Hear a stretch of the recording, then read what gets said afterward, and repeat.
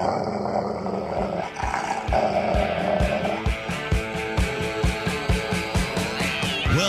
author, investment banker, consumer advocate, analyst, trader. Chris Markowski is the watchdog on Wall Street. You want answers? Exposing the lies and myths that the big brokerage firms, the mainstream press, and the government are pushing to keep Americans away from financial freedom. You can't handle the truth. Bringing America the truth about what really happens in the financial world. Ladies and gentlemen, we're not here to indulge in fantasy, but in political and economic reality. This is the Watchdog on Wall Street. I don't know how people find out, but they do. And I thank you, all of the people that sending me birthday wishes on this, I guess, benchmark birthday, landmark birthday, half a century birthday. Thank you. I appreciate it. You know, it's funny. You hit these benchmark birthdays, I guess, landmark birthday, whatever it may be. I don't do I feel any different? No. No, in my mind, I don't. I tend to hurt myself a little bit more, not acting my age in the gym and doing stupid things. But I look back. How about you? You had a benchmark, landmark birthday. You look back. It was interesting. I was giving a talk this past week, and there was a lot of young professionals in the room, and I was explaining to them. I said, you know, I look back to when I was 40, and I was an idiot, and I was just that much dumber when I was 30, and even more of an idiot back when I was 20.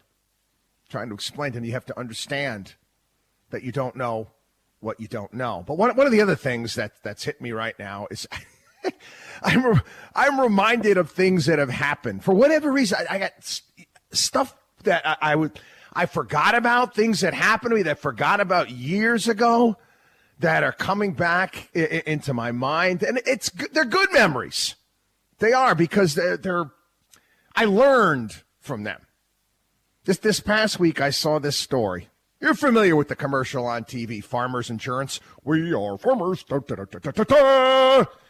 Well, there's a story about how Farmers Financial Solutions, the broker-dealer arm, had to settle with FINRA after failing to supervise their insurance agents in the sales of certain products. Yes, you guessed it.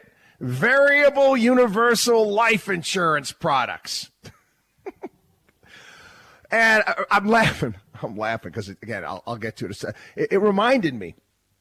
I'm sorry if you happen to be one. If you happen to be one of these insurance agents and put yourself off as some sort of financial planner, shame on you. Shame on you. You're not a fiduciary by any stretch of the imagination. You're an insurance agent. You're there to sell as much insurance as possible. And it reminded me, and I'll share this story with you, back when I was in college. Again, the idiot that I was back then. I was feeling a little bit self-satisfied, proud of myself. Remember, I got the internship that I was looking for. I was going to work at the Equitable Life Insurance Company. I got it. The Equitable Life Insurance Company in downtown Syracuse. And I remember I needed some new suits, and my Aunt Virginia, who I missed very, very dearly, gave me some money, and I went down to Marshall's and I got myself some suits so I could go into work. So I go down there and I got a job, and I'm helping out these insurance agents and stuffing envelopes and doing the stuff that interns do. And busting my butt, doing what I was told. And I, again, feel good about myself.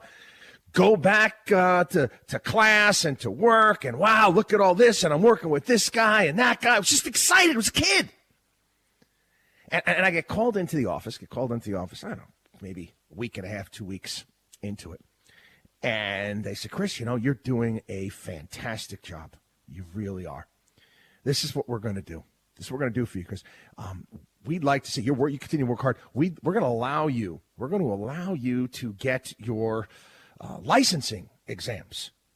So what was it back? It was Series 6 in life and health. We're going to allow you to do that. Wow. And I'm thinking to myself, this is amazing. I can end up with a job. I can graduate and I can have these licenses, just kind of like a feather in my cap, maybe great for my resume. Again, okay, I'm just a kid, 21 years old. Anyway, they then proceed to tell me about this variable universal life insurance policy. They were teaching me about it, and they were telling me how this was something that would be great for me. Great for me. This is a great vehicle for you, Chris. This is something that you should think about. Now, mind you, okay, I don't have any dependents at 21 years old. I am, basically living hand to mouth, waiting tables, bartending, doing everything I could just to get by.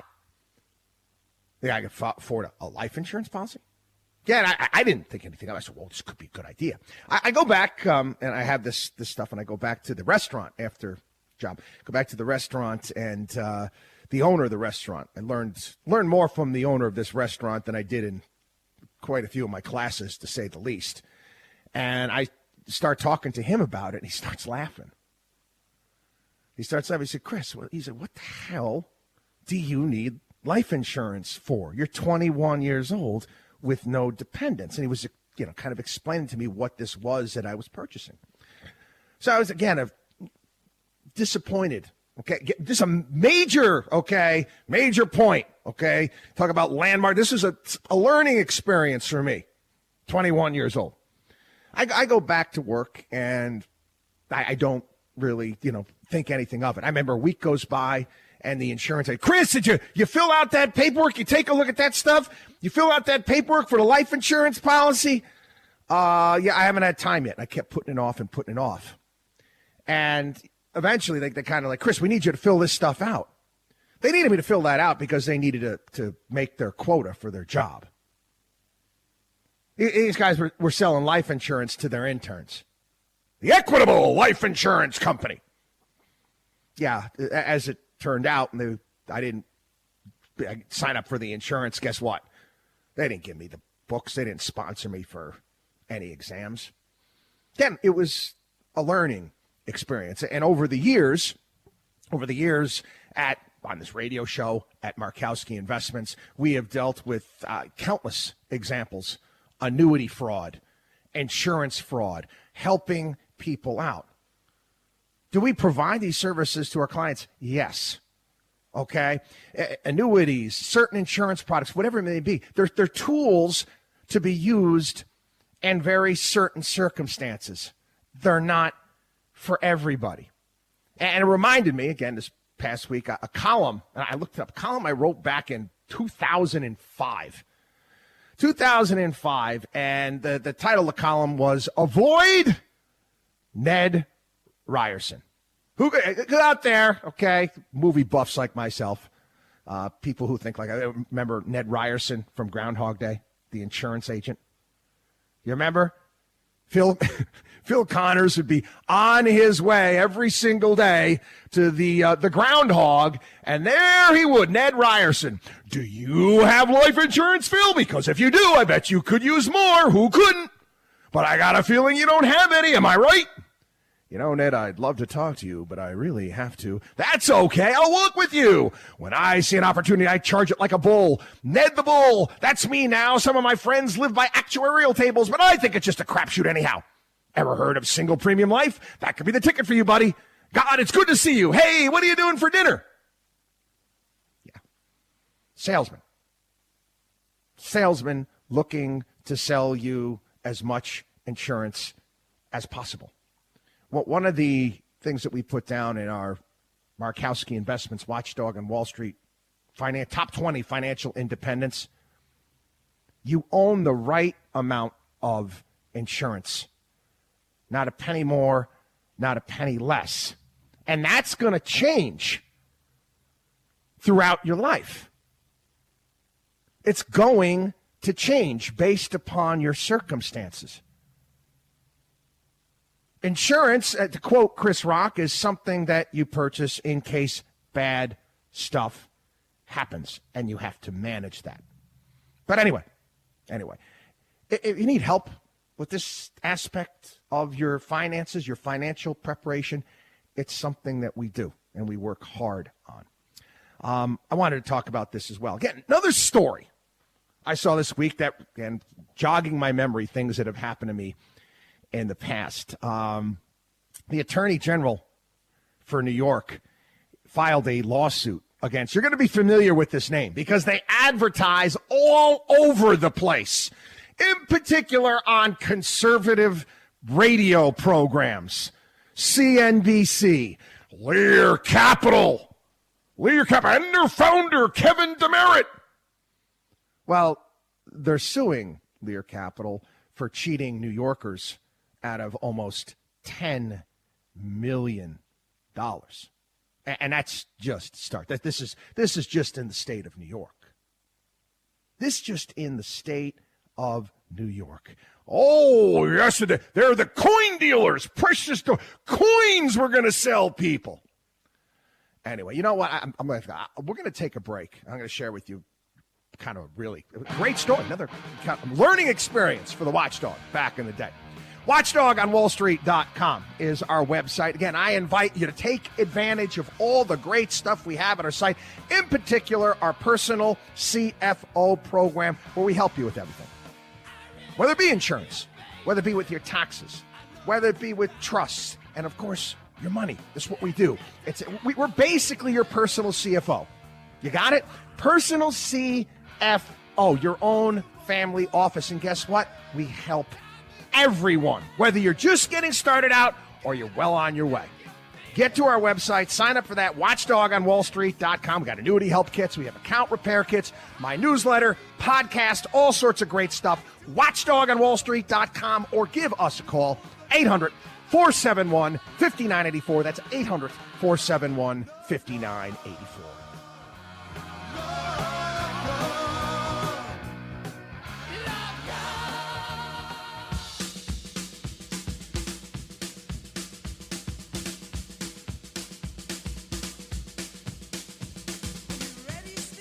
You should believe in math, not magic. You're listening to The Watchdog on Wall Street with Chris Markowski.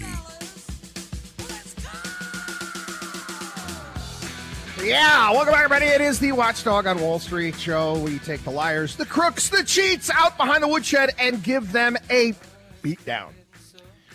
Lear Capital, along with all those other gold salespeople out there, are full of what comes out the backside of a bull. Always have been. Always have been. I go the way back machine when I was much younger. When I first got started in radio, and we've been on the air for over 20-something years now. Was on a network that had some really great hosts. You're talking Michael Savage, Laura Ingraham, the late Jerry Doyle, Rusty Humphreys, and the network was doing really well. Eventually it blew up because the owners were morons. But anyway, neither here nor there. I got approached by these gold companies, and they're like, Chris, we'd love to advertise. We'd love to advertise on Watchdog on Wall Street show. And this is how it works.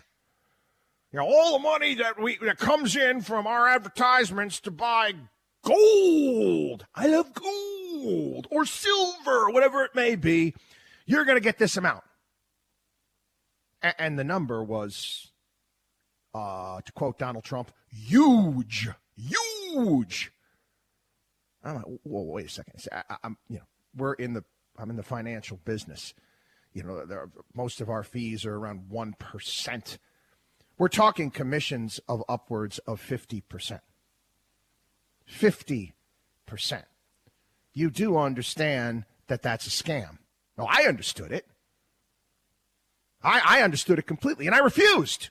And the people who ran the network, they were none too happy with me when I said, no, sorry, no gold ads on my program. Keep that crap away from me, because it's a racket. And it is. This is one of the things that people fail to understand. You buy from these guys these gold coins, this silver nonsense, whatever it may be. You try to sell it tomorrow. Okay, you're going to lose 30 to 40, 50% on your money. Is that an investment? Would you buy Apple stock today knowing that if you tried to turn around and sell it tomorrow, you'd be down by that much? And you see, look at Robert Kiyosaki, and this one is on this, and this expert here are talking about it, and they have the little Zoom calls in their commercials.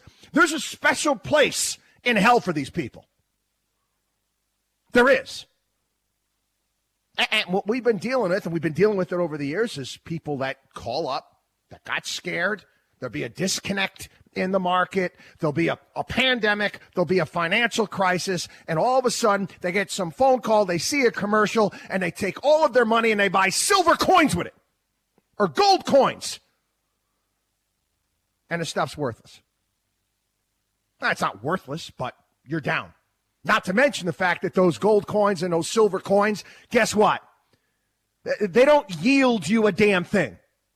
You're not taking them to the grocery store to buy anything. They don't produce any sort of, there's no power of compounding with any of this crap. Gold, silver, commodities, they can be used in a portfolio a certain way, most certainly not through coins, in order to act as a hedge. And we've used that stuff and other commodities, baskets of them in the past. But it needs to be done the right way. As it turns out, Lear Capital, like the other dirt bags in this gold racket, gold and silver precious metal racket, again, targeting in particular senior citizens in upstate New York, western upstate New York, people who are looking to safeguard their retirement savings. They invested tens of millions of dollars across the board. They were cheated out of tens of millions of dollars. Does it surprise me? No. Is it new? No. Been going on for a while. It's one of the things that drives me nuts. It drives me nuts at a lot of radio stations, too. I'll be quite honest with you. Okay? I know I'm going to get some phone calls from radio station owners out there. You might want to look to see who's advertising on your station. You might. You might want to see who is advertising on your station. You also might want to look to see who you are allowing to come on your station and run infomercial radio shows, in particular over the course of the weekend. Again, I understand you got a bottom line and all that stuff. But, like Martin Sheen said, Martin Sheen's character, and remember in Wall Street, he's telling Bud Fox, he says, I don't go to bed with no whore. I don't wake up with no whore. That's how I live with myself. I don't know how you do it, buddy. Be good, do good. We're Adam Smith capitalists here. Getting over on people is no way to do business. And again, pretending that you don't know when you really do know exactly what the hell you're doing. I'm sorry, I have a problem with that. I really do. Anyway, we've got issues and why none of this stuff ever gets caught. Nobody ever deals with any of this stuff. First and foremost is that there's really no cops on the street when it comes to the gold and silver racket out there. There really isn't. They really don't have anybody looking at them. You have to have an attorney general or whatever go after them after they've ripped people off. But that's part of the problem, and that's what I've been explaining to people. If you think that the SEC, they're not. Never have been. Here's a classic example just from this past week. The Securities and Exchange Commission. Securities and Exchange Commission wants more climate disclosure from businesses. They want companies, they're now tasking people at the SEC to make sure that corporate America puts in their annual reports their effect on the environment. People are getting ripped off on a daily basis all around the country, and this is what they want to do? Let me ask you a question. Would you task your police department in your town to go out there and start doing waste removal? No, you have a waste removal department that handles that. Why in the world at the Securities and Exchange Commission? They're gonna, you know what? Forget about protected investors and looking for scams and fraud. We are now going to go out there and make sure that companies are putting charging stations in their parking lots. Are you out of your mind? But again, and we've made this clear in the past, they're not cops on the beat. They come in after the fact, after you've already lost money, and do the entire CSI. And again, I remind you, they had all the information on Madoff. They had all the information on all the penny stock guys. Did they do anything? Nah. We do. And that's what we've been doing for over 20 years here on the program. Watchdog on WallStreet.com. Watchdog on WallStreet.com. Become a part of the Watchdog on Wall Street family. Sign up for all of our great stuff. Watchdog on WallStreet.com. Our personal CFO program. Or give us a call. 800-471-5984. You're listening to the Watchdog on Wall Street.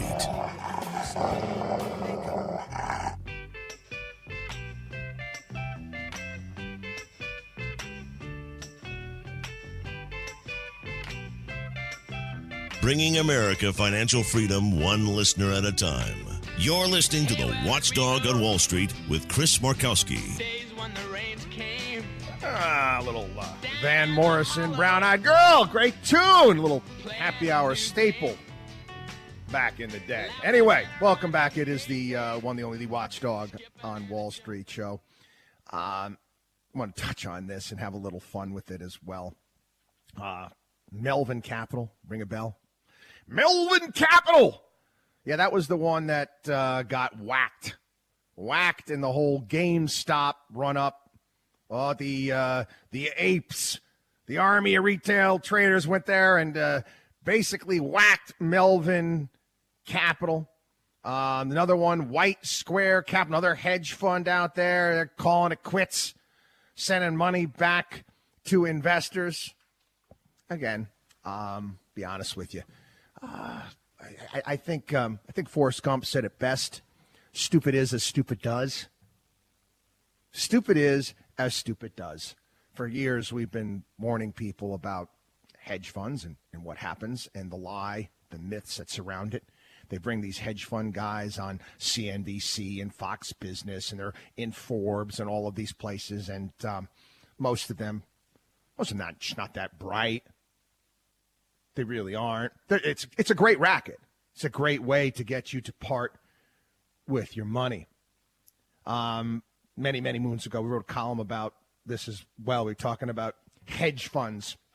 And it was a column by Mark Gilbert. I think he was writing for Bloomberg at the time. And he had a funny way of explaining hedge funds that I like to use here because it was pretty good. It was basically, we're using bovine. We're using cows. Wall Street goes to the cows. How about that? To describe how hedge funds work, okay, if you're not familiar. You have two cows. You have two cows, a guy wearing a very nice suit, no tie, accessorized with a $100,000 timepiece, pulls up to your farm in his Aston Martin.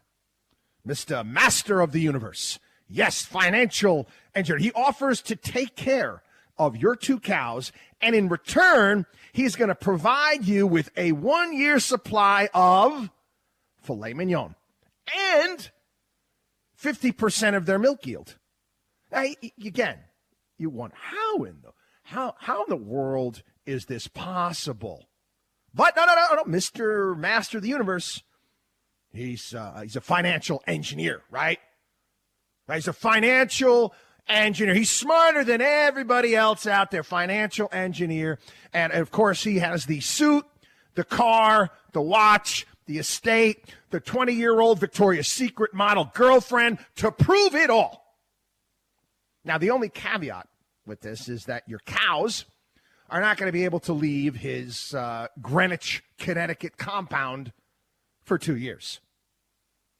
6 months later, you look at your account statement, right? You look at your bovine account statement, and you realize that all you have is half a cow that's producing sour milk. So, what the hell is going on here? You call up Mr. Master of the Universe to inquire about what happened, but Mr. Master of the Universe, he didn't return the call. Didn't return a call for a while. He returns your call several weeks later from the Cayman Islands while drinking a bottle of 40-year-old Chateau Lafite He's chewing on some filet mignon, and he offers you up some reassurance. Okay, Mr. Master of the Universe, he offers you some reassurance that everything will eventually be just fine. And he tells you this. He says, you can get a good look at a T-bone by sticking your head up a cow's ass, but wouldn't you rather take my word for it? He hangs up, and then you come to the realization that he's quoting the film Tommy Boy. At that point, you realize you've lost. But again, that's okay, because these Mr. Masters of the Universe, they're going to continue to reside in their palatial estates. They're going to, whether it be in Paradise Island, whether it be in the Caymans, whether it be in the Hamptons. They're always okay. You get it? Nothing bad is going to happen to them. It is what it is. Got to take a break. A lot more we got to go over on the program today. A lot more. Watchdog on wallstreet.com is our site. Watchdog on wallstreet.com. Take advantage. All the great stuff we have at our site. Account repair kits, our personal CFO program, all sorts of great stuff. Sign up for our podcast. Half an hour every single day. Short and sweet. We dispel all the nonsensical narratives of the day. Watchdog on wallstreet.com, or give us a call, 800-471-5984.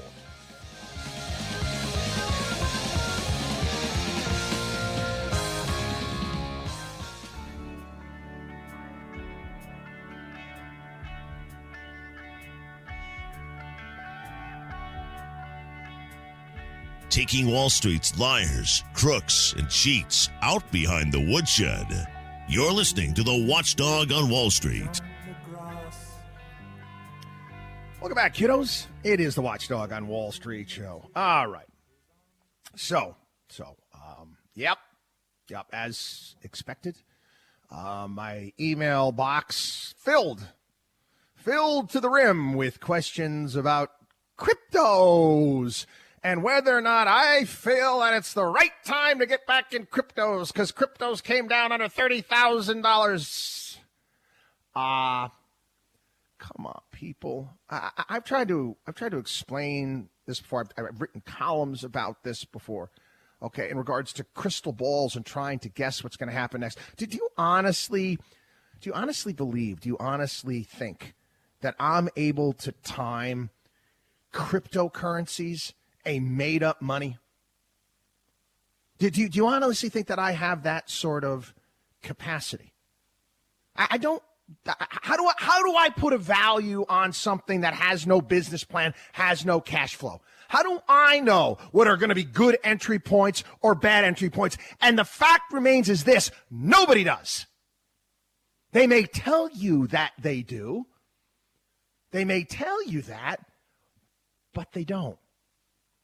Do you remember the scene in the movie Rain Man where, again, Dustin Hoffman's character, the Rain Man, he's killing it at the casino. He's killing it at the casino in blackjack because he can count cards in his mind. He's a genius, mathematical genius. He can count cards in his mind. And I'll never forget the scene where he walks over and as Tom Cruise is next to him and he looks at the roulette table.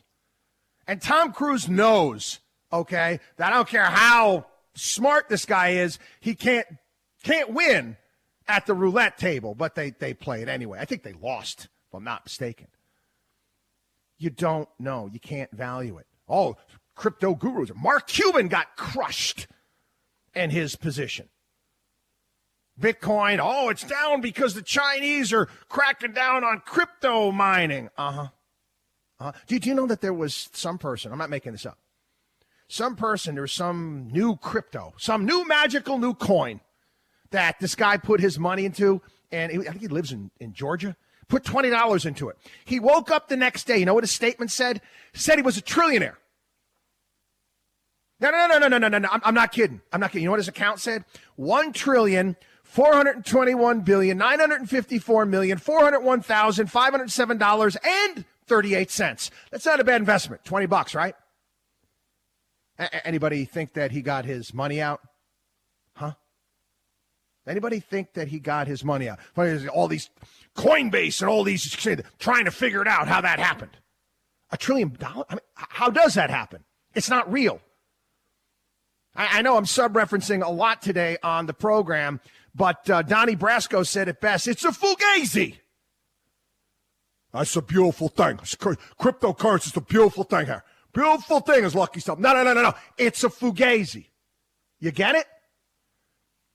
And you got to be careful with all of these fugazis. There's a difference, people. There's a difference that I've tried to get across to people over the years here on the program. And actually, Jason Zweig wrote about it in the Wall Street Journal this past week, talking about investing, trading, speculating. You go on CNBC, you watch CNBC, watch Fox News, Wall Street Journal, Forbes, any of these, or Barron's of Financial Times of London. All of these publications are wrong. They've been wrong for a long time. And what they've been wrong about is one of the most basic distinctions in finance, as Zweig puts it. And that, you know what it is? You know what it is? Calling something an investment, calling someone an investor. There's a difference between investing and speculating. And we're going to get into that when we get back. Watchdog on wallstreet.com. Watchdog on wallstreet.com. Who do you want to be? And where do you want to be? The question is, where do you want to be 10, 15, 20, 30, 40 years down the road? Watchdog on wallstreet.com. We'll be back.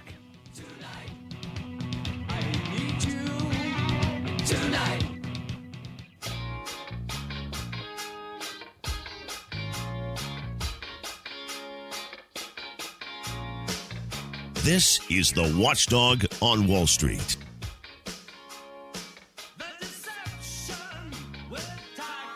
The Fix. Remember their other popular song, Saved by Zero? Yeah, we all saved by 0% interest rates for what we're getting? No, I don't think so. But we'll talk about inflation a little bit later on in the program. I don't want to lose my train of thought here. But anyway, newsflash. Newsflash to all you kiddos out there. You kiddos out there that think that you've got it all figured out. Yeah. Listen, I was there. I watched what happened back in the 1990s when everybody thought that .coms would go to the moon forever.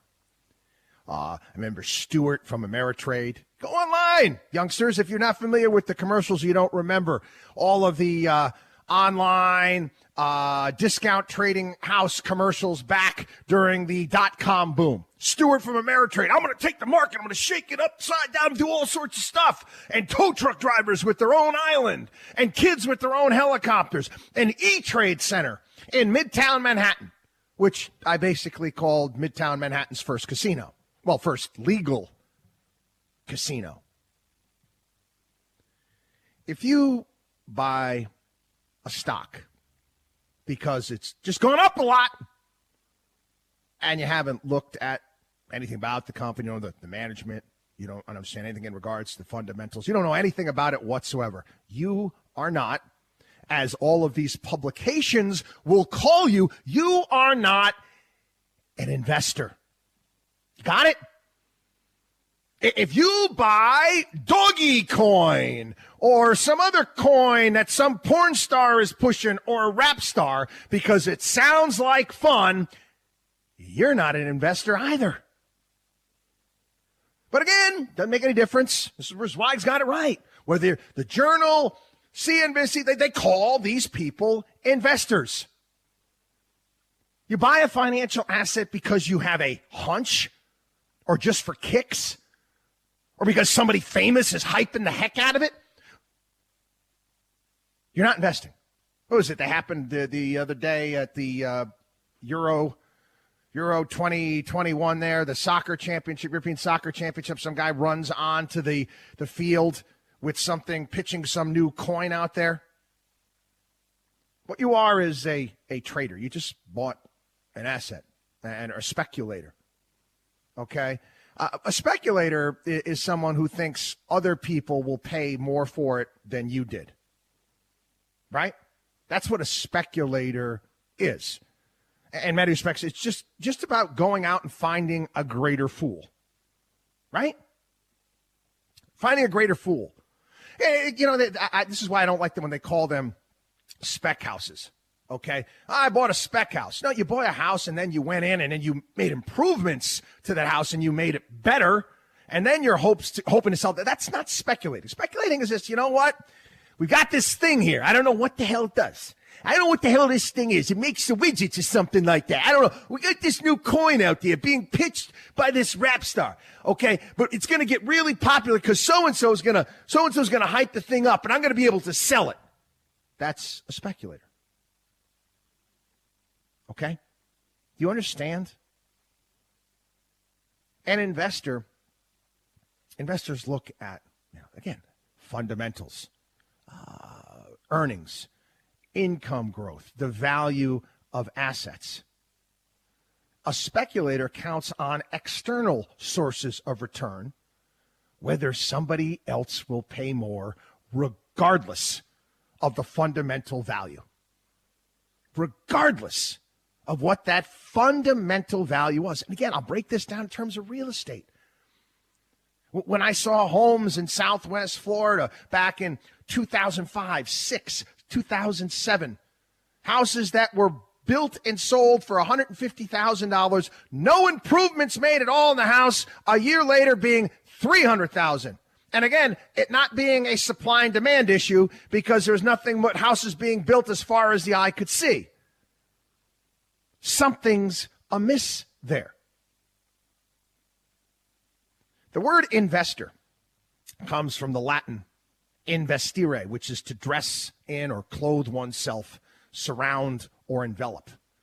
You would never wear clothes without knowing what color they are, what material they're made of. Likewise, you can't invest in an asset that you know nothing about. Nothing about. Zweig in his column, he talks about a guy that we often talk about here on the program, one of my teachers when it comes to managing money and finance, Warren Buffett's teachers, a gentleman by the name of Benjamin Graham.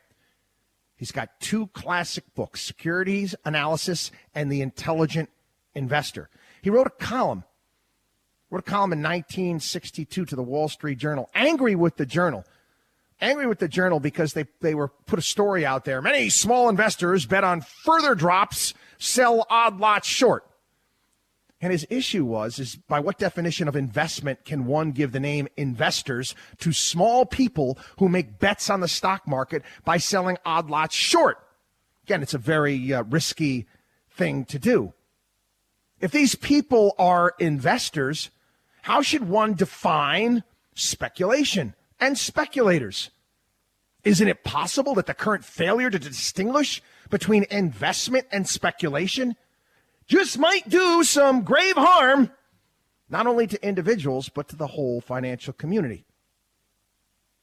Might it? It does.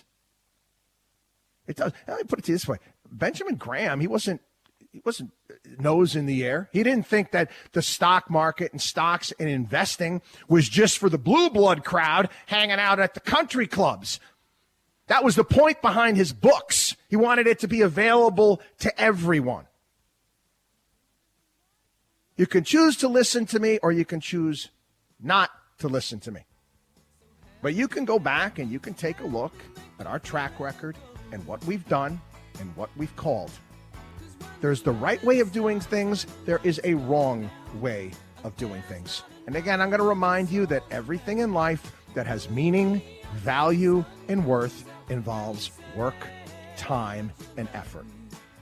Watchdog on WallStreet.com. Watchdog on WallStreet.com. Again, become a part of our family, our personal CFO program. Watchdog on WallStreet.com. We'll be back.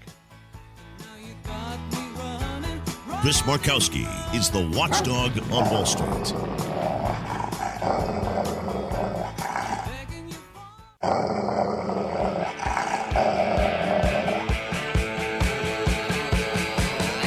Well-known author, investment banker, consumer advocate, analyst, trader.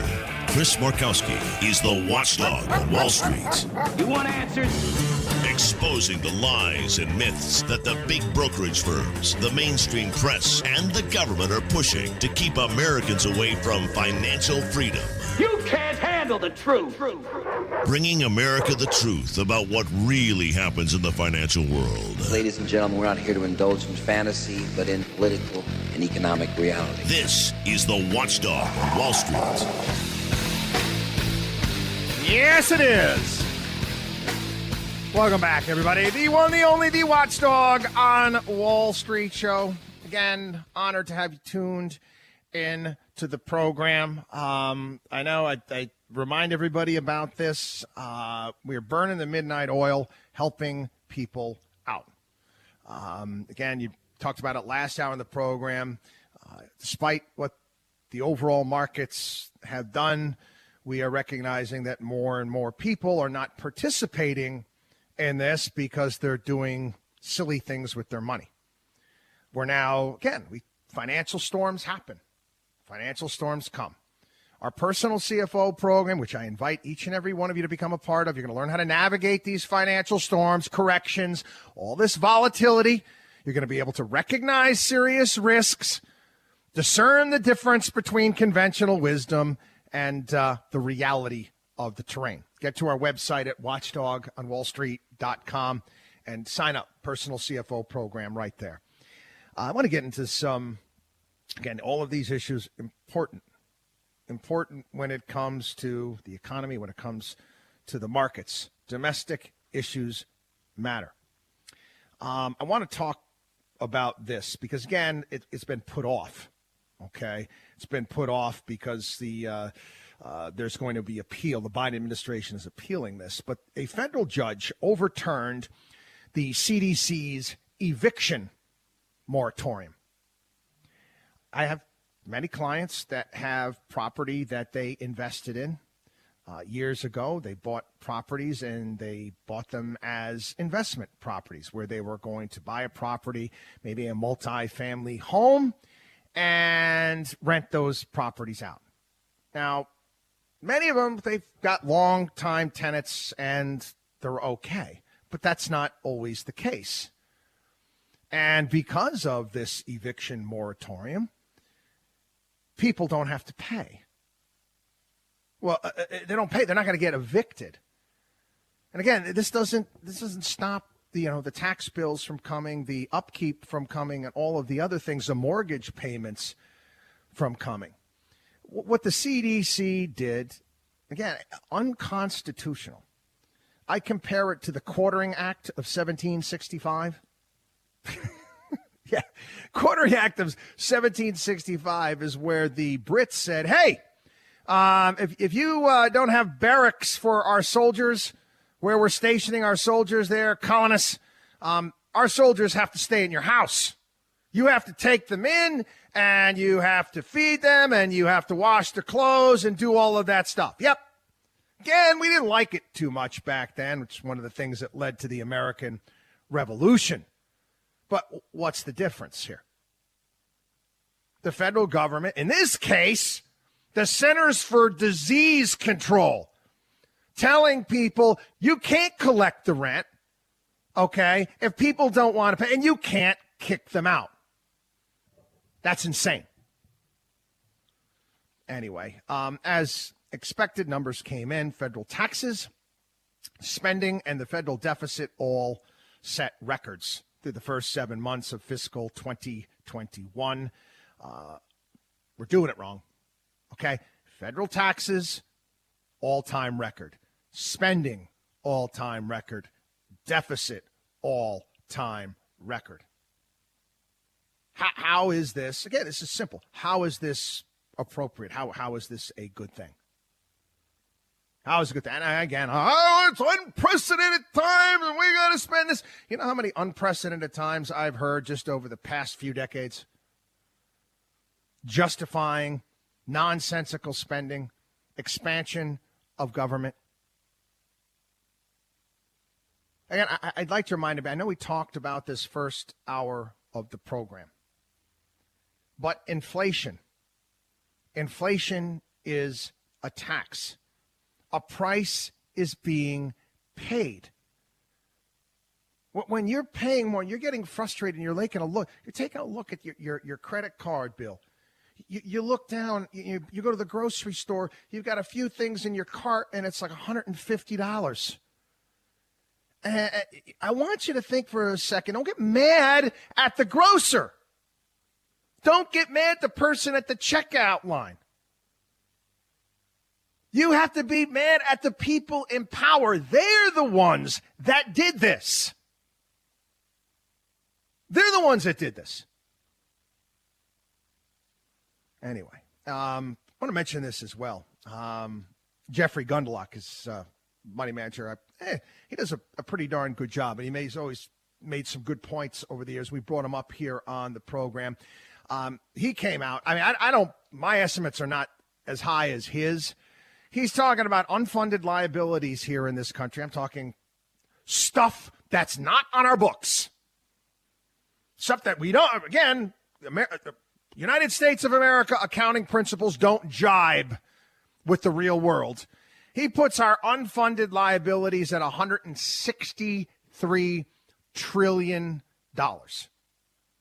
Talking Social Security, Medicare, and all the other stuff that they keep piling on. Yeah, $163 trillion. Capital gains. We're already starting to see, again, getting many questions in regards to this, already starting to see Democrats say, I don't know about this. I don't know about this capital gain. Because, again, this capital gains tax that Biden is proposing, if you're a farmer and you tried to pass your farm down, maybe you might be a multi-generational farmer, and you try to pass your multi-generational farm down to your kids, your family, forget about it. Forget about it, because the taxes are going to be through the roof. So Democrats are starting to recognize, oh, my Lord merciful, we're going to wipe these people out, and they're starting to put certain cutouts in this capital gains thing that they push forward. Again, I want the estimates, and this is to all of my friends out there listening on the left. Estimates raising the top capital gains rate to 43.4% would shrink federal revenue by $33 billion over 10 years. Yeah, I was saying again, shrink. So you're going to raise the capital gains tax to get less money. Why would you do that?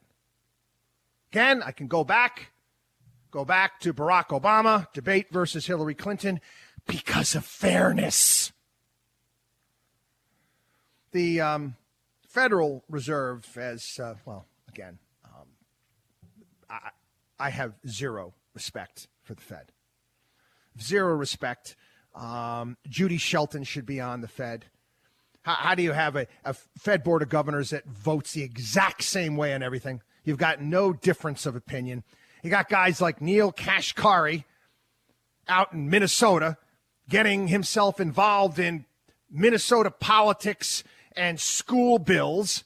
Not to mention, this fool comes out and makes a statement. He's being interviewed, and he actually came out and said, well, I got a lot of friends on Wall Street, because I used to work on Wall Street. I'm paraphrasing. They're not too happy about the way, the Fed has been doing things. We're not here to help Wall Street. A lot of it's thrown their trading strategies into disarray. Hey, Neil, again, go sell stupid somewhere else, okay? Go sell it somewhere else. Yeah, Wall Street, big banks, they hate the fact that they can get money for nothing. Oh, yeah, J.P. Morgan hates the fact that they can go out and say, hey, you know what? Let's borrow $13 billion. Pay 75 basis points above the 10-year Treasury. The bond offering is twice oversubscribed. They could have borrowed $26 billion. What are they going to do? They're going to turn around and lend it out or invest it at higher rates. Oh, I know, Neil. Yeah, they're real upset about the low interest rate policies at these big banks. What a joke. What a joke. Anyway, you know what? We're going to take a break here. We're going to come back because I want to spend some time on this. It's one of the big stories of the week. The cyber attack, shutdown of the gasoline pipeline here in the United States. We'll get into that when we get back. Watchdog on WallStreet.com. Watchdog on WallStreet.com. Take advantage of all the great stuff we have. Watchdog on WallStreet.com or give us a call 800-471-5984.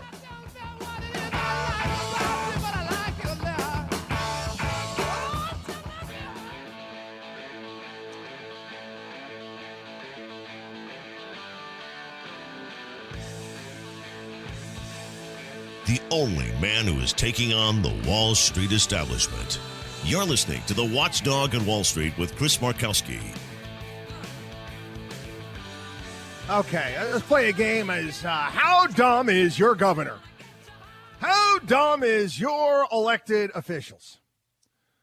What did you think was going to happen when you come out and you declare a statewide emergency when it comes to gasoline? What did you think people were going to do? I actually looked at people. No kidding. Again, stupid is as stupid does, but this type of stupid can get other people hurt. Putting gasoline into plastic bags. Why would you do that? Why would you go out and do that? You knew people were going to have a run on this stuff. But anyway, a couple thousand gas stations out of fuel. A lot of hoarding taking place at that point in time because what happened? Cyber attack. Some group in Eastern Europe and Russia, bunch of nerds in a basement somewhere that are shaking down our infrastructure. Now, again, I am going to present this story to you in a way that the mainstream media will not. This is pathetic. Every year you get the Lindsey Grahams and the big war hawks there. I got to spend more money on the military. We don't have enough guns.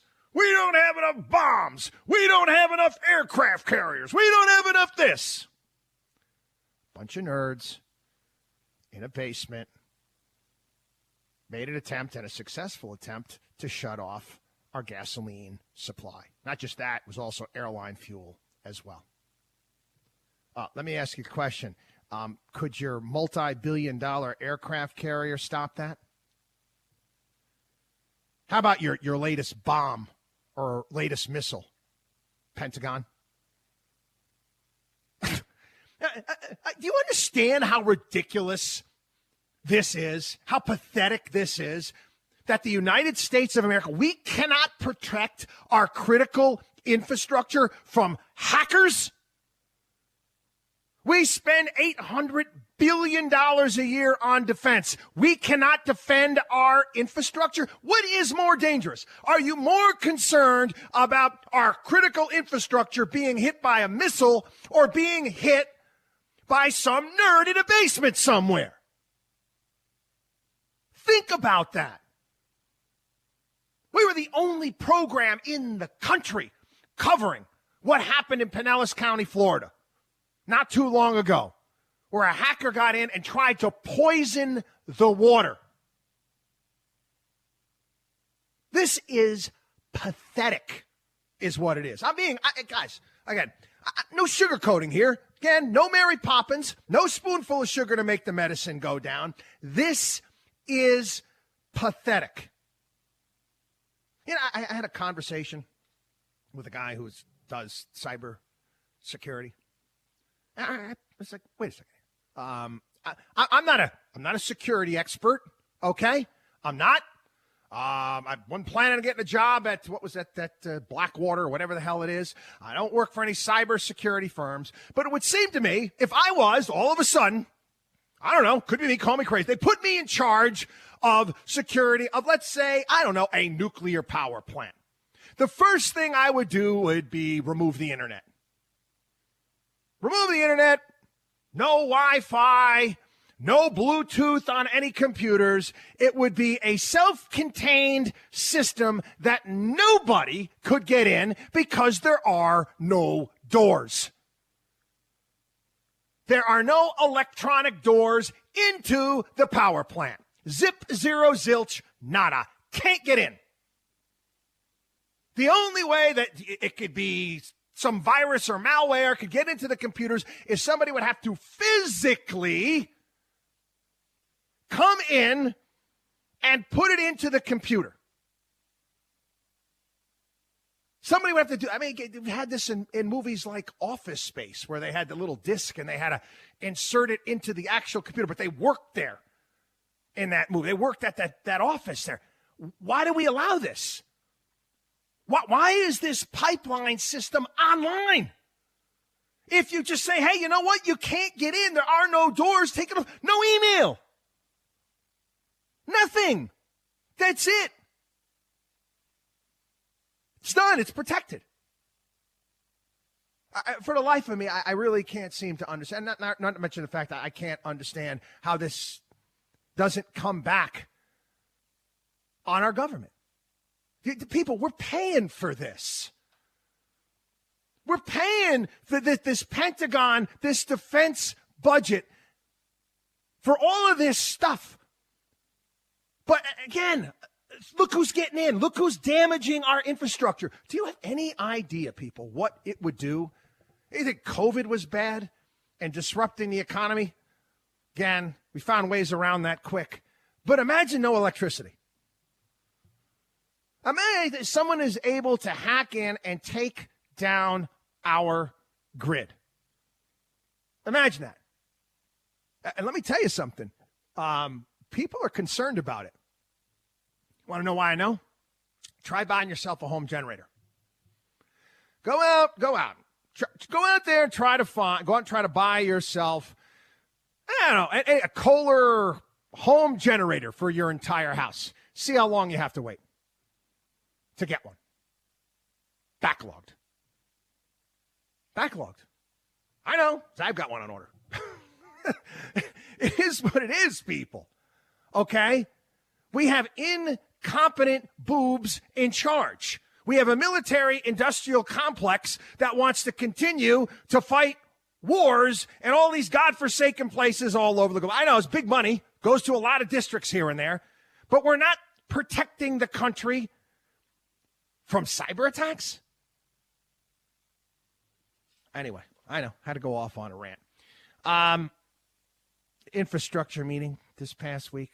Yes, kumbaya, my lord, kumbaya. Mitch McConnell and Joe Biden and Nancy Pelosi and Chucky Schumer and Kevin McCarthy trying to figure out what infrastructure is. Again, eerily reminiscent of, it depends on what the meaning of the word is.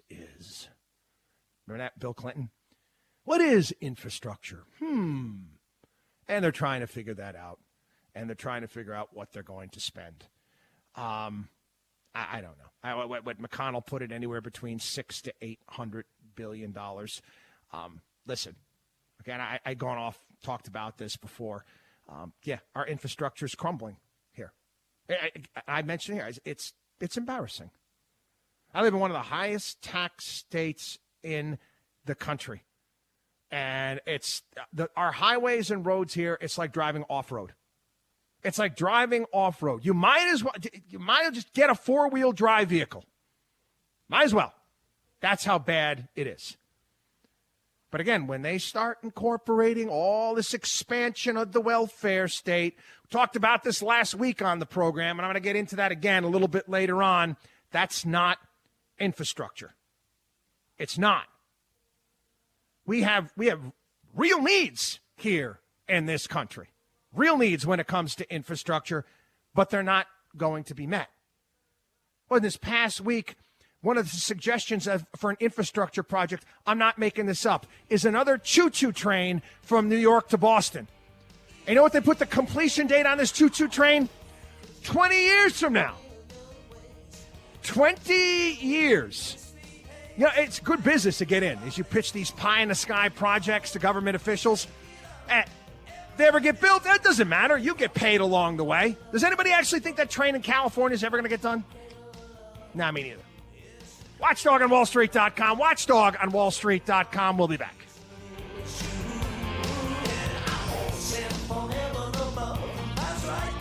You're listening to the Watchdog on Wall Street.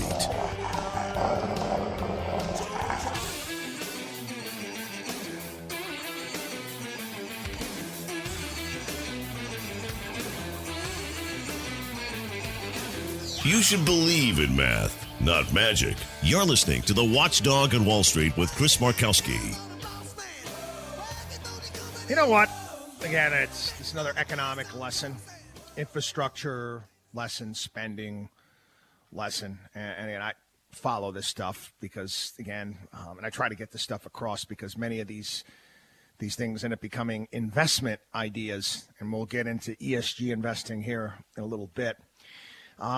Rhode Island, where's this? Foster, Rhode Island, voted to ban wind turbines.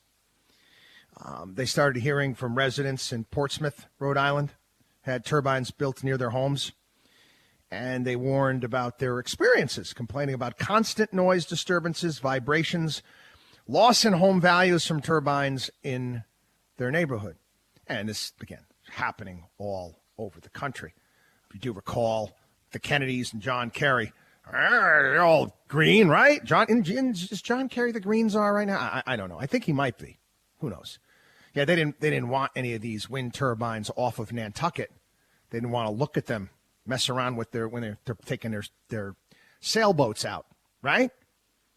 They were going to put another wind farm off of the South Shore out east on Long Island near the Hamptons. No way. No way. Liberals don't want those turbines near their homes. They want that in flyover country where all of us fools live, right? Where all of you dupes out there live. That's where they want this stuff. Anyway, the International Energy Agency, which is the preeminent source of energy information for governments, they actually they're doing the numbers. They're doing the numbers when it comes to all of these ideas that are being put forward when it comes to green energy. What needs to happen? And the estimates that they put out with global energy transition, like we want to do Biden's Green Deal. Let me go over the demand for certain minerals. Lithium, graphite, nickel, and rare earth metals. Again, the need for them, 4,200%, 2,500%, 1,900%, 700% by 2040. Okay? So Joe Biden can talk about all of this stuff that he wants to do. But it's pretty much like saying, you know what? I would really love to have a little portable fusion reactor on the back of my car, like Doc Brown put on the DeLorean in Back to the Future, where you put garbage into it, and all of a sudden you've got enough. You got 1.21 gigawatts to make the car go back to the future, go back in time or forward in time, whatever that may be. Sounds good, but it's not feasible. Do you know how long it takes? Do you know how long it takes to get a mine up and going? 16 years on average to move a mine from discovery to first production. So let's just say we know all the spots. X marks the spot. We know where to dig, where we got the lithium, where we got the nickel, where we got all of these things, rare earth materials that we're going to need for all this stuff. Let's say we knew today, 2035, before the production would take place. 2035. Biden's plan to have 100% carbon-free electricity by 2035. Hey, listen, okay? Could be me, call me crazy. Maybe they'll come up with some magical invention from now until that point in time. There'll be some sort of new technology that will come out and about. But I doubt it. You want to know why I doubt it? Because even if someone, and again, here's a lesson, even if someone had an amazing idea, a new idea, do you understand how difficult it would be to get that idea to market when the government has already decided the direction they want to go in? All the money is flowing in that direction. That's the problem. When the government picks and chooses winners and losers, it boxes competitors out. Again, we describe this as regulatory capture. For all of you people out there, myself included, okay, who doesn't want the cleanest air, the cleanest water possible? I know I do. I just know you're not going to get it by some politician coming up onto a podium saying, I do declare, I do decree. It doesn't work that way. And you know, it's, funny thing that's happening right now is this is starting to trickle down into the investment world. Yeah, it is. I'm already seeing commercials running on CNBC. They make me want to throw up in my mouth. The virtue signaling that's going on by these big banks, because that's all it is. Virtue signaling, and you know what? They're going to turn that virtue into profit. And we're going to tell you how when we get back. Watchdog on wallstreet.com. Watchdog on wallstreet.com. Again, become a part of the Watchdog on Wall Street family, our personal CFO program, our podcast, all sorts of great stuff you can sign up for at our website, watchdogonwallstreet.com, or give us a call, 800-471-5984.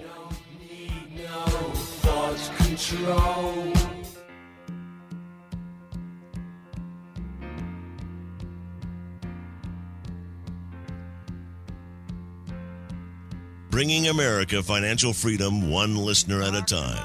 You're listening to the Watchdog on Wall Street with Chris Markowski. Welcome back, everybody. It is the one, the only, the Watchdog on Wall Street. Always honored to have you tuned into the program. ESG investing. Yes, it's all the rage now. It's all the rage. It's a bunch of disingenuous bull excrement. It's actually almost a kind of a get-out-of-jail-free card for many of the investment firms out there, and I'll explain why. But first, BlackRock. BlackRock was one of the big leaders, big money manager out there, talking about, they were all upset because Warren Buffett, his resistance to ESG shareholder proposals.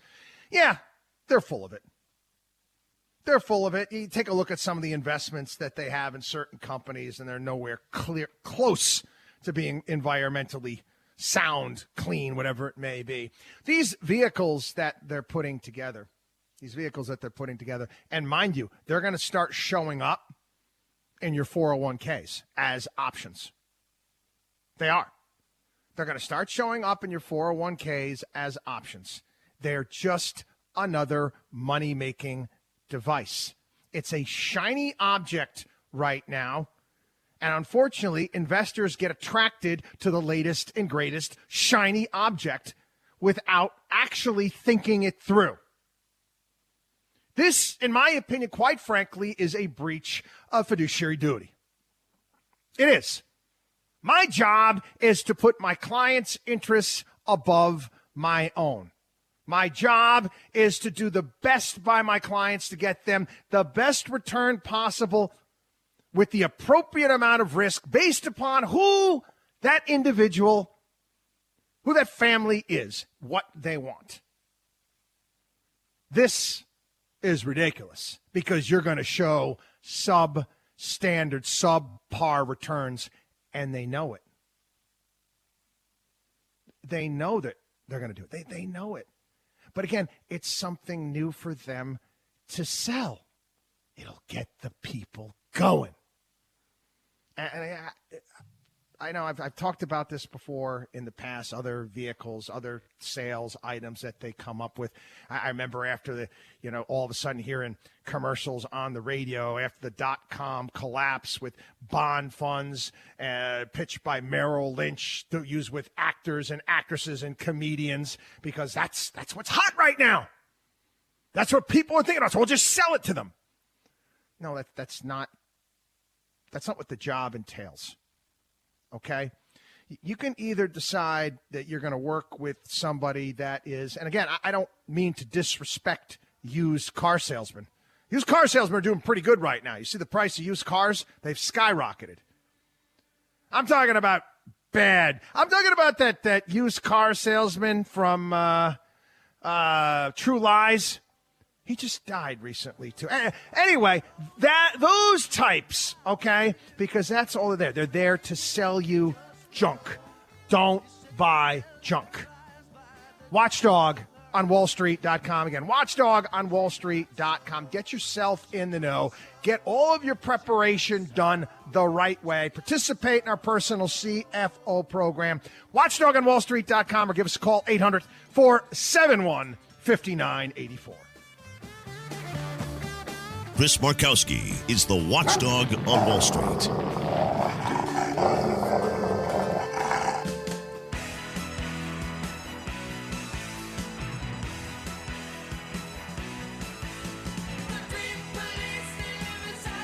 Taking Wall Street's liars, crooks, and cheats out behind the woodshed. You're listening to the Watchdog on Wall Street. Listen, many of my longtime listeners know I've got my libertarian bent. We're equal opportunity bashers here on the program. I love the United States Constitution. I love the idea of America, what we're supposed to be. And I do find it frustrating. I do find it unfortunate that we have drifted so far away from our ideals. You want to call it the orthodoxy of America. We've gotten away from that to such a degree, it's almost become unrecognizable. You go back, it has been other points in history where we've had overreach by branches of government, in particular the executive branch of government. Most people, they look at FDR. They don't really go over the history. You know how many of his ideas and executive orders got the Heisman from the Supreme Court, got rejected for being unconstitutional? We need that again. We need a much more activist Supreme Court. We really do. We need to be filing lawsuit after lawsuit after lawsuit. Again, we mentioned the CDC. The CDC, and they lost that lawsuit. But again, of course, government's going to appeal it right away because they don't want to follow the rules. They don't want to follow the law. And it's shameful. I'll give an example of this. What the Biden administration wants to do with the intellectual property, with the vaccines, and basically saying, hey, you know what? We're going to take your patents. We're going to take your hard work, your labor, your investment, and it's no longer yours. It's mine. It's mine. We're going to take it, and we're just going to give it out to whoever. You think that's constitutional? You're not even paying them for it. You're just going to take it. You try to tell me how this is working within the rule of law. Again, why would money ever flow into that arena if the investment that is made can be taken away at the whim of some dictator-esque president? The executive branch of government is out of control. It has been out of control for a very long time. Executive order after executive order after executive order, for crying out loud. The war powers agreements that we've given the presidency. We can wage war all over the globe in the name of terror. It's patently absurd.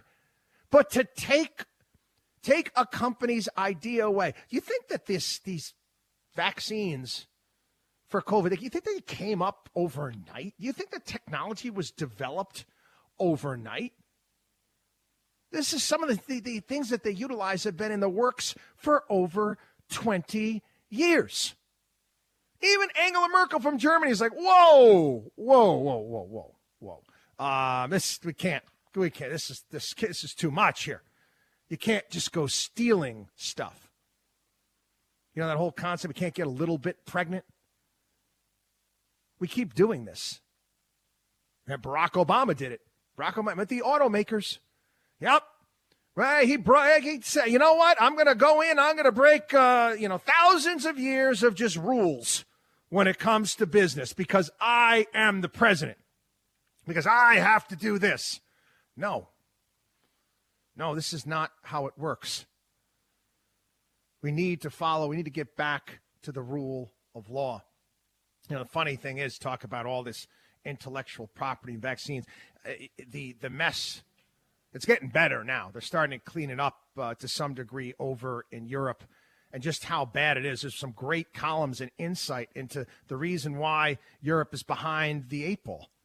It's the fact of this whole stakeholder capitalism crap that everybody keeps pushing. Anyway, I got some business stories I found interesting. Yeah, I think about it this way. You remember, again, I was making fun of the nerds in the basement that are shaking down corporations and police departments with their cyber attacks. There was that movie back in the 1980s, Revenge of the Nerds, where the nerds in that movie, they were lovable, they were good people, they were the mean fraternity where all the terrible jocks were being nasty to them, and they got their revenge. Well, again, I was kind of foreign to me. Back when I was in high school, college, everybody got along. We didn't have these issues. Smart kids that weren't so smart, athletes, the people that listened to The Cure, all that good stuff. It didn't matter. Everybody kind of hung out with one another. Today's Revenge of the Nerds movie is, the nerds are bad. I'm sorry. The nerds are the bad guys. Look no further than Facebook. Facebook is now developing in a Instagram for children. That's right. An Instagram for children. Nothing like getting kids addicted to social media. Little kids addicted to social media. Well, can you picture a little social media with little kids? You're a jerk. My dad could beat up your dad. The back and forth, the playground crap that's going to take place on social media. How the little kids going to cancel one another? Leave the little kids alone there, Zuck. Leave them the hell alone. Let them go out. Let them watch Dora the Explorer. Let them go have a good time. Leave them the hell alone. You nerds are finding new ways of screwing this country up. Every single chance you get. You really are.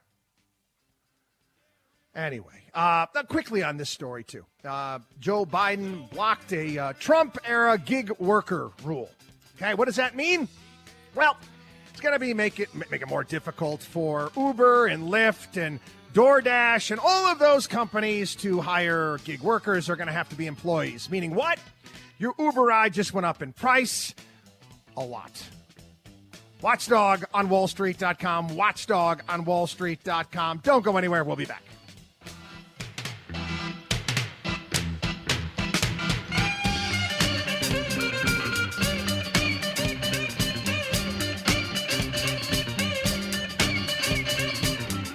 You're listening to the Watchdog on Wall Street.